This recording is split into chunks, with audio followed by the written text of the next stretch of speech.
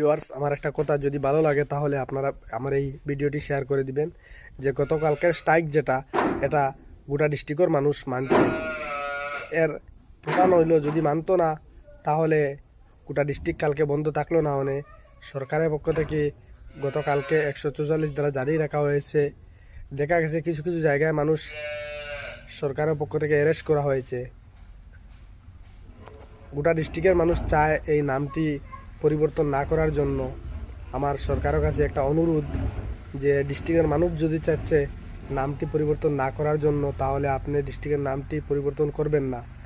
মানুষ চায় যে নাম যেটা আছে সেটা থাকুক, কারণ এই নাম পরিবর্তন করতে মানুষ অনেক ধরনের বিভ্রান্ত হবে। অনেক ডকুমেন্ট আছে, এগুলোতে নাম চেঞ্জ করতে হবে।